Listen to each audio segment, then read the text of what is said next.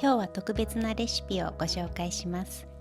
それは福岡の博多にある本格スリランカ料理店ヘラアジアが10周年を記念して発売した新商品シリーズの一つ、スパイシースリランカカレーラーメンの作り方です。まずヘラアジアについて少し紹介させてください。2014年に清見通りにオープンして以来、日本人客を中心に安価で本格的なスパイスやスリランカ食材を求めるスリランカ人や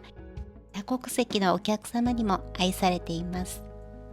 福岡空港からのアクセスも良く、海外からの旅行客も多く訪れる人気店です。ランチはカレーが中心ですが、夜になるとデビルチキン、チリチキン、スパイシーオムレツなど様々なメニューとスリランカのライオンビールやアラックを楽しむことができます。それではスリランカカレーラーメンの作り方に移りましょう。セット内容はこちら。麺とペーストがそれぞれ1人前分、そして分かりやすいレシピも入っています。このレシピはとても簡単で、麺を茹でて別鍋でカレーペーストと水を合わせて沸騰させるだけ。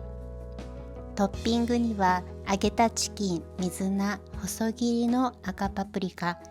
そしてゆで卵をおすすめします。チリチキンはチリパウダーと醤油をまぶして、きつね色より少し黒くなるまでしっかりと揚げます。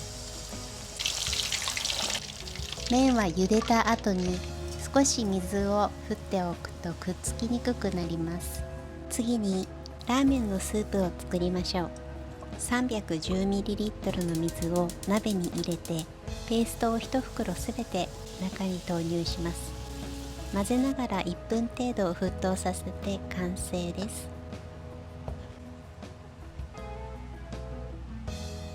最後にすべてをお皿に盛り付けて、軽くほぐした麺の上にトッピングを乗せて完成です。このスパイシーで少し辛めのラーメンは最後に締めにご飯と一緒に食べるのがとってもおすすめです。ぜひ締めのご飯まで試してみてくださいね。このラーメンはヘラアジアのオーナーが心を込めて作り上げたスパイシーで心温まる味わいです。スリランカの豊かなスパイスと日本人が愛するラーメンの完璧なバランス。まさに食を通じて文化がつながる瞬間です。皆さんぜひヘラアジアのスリランカカレーラーメンを味わって、新しい味の冒険を楽しんでくださいね。オンラインショップからのご購入も可能です。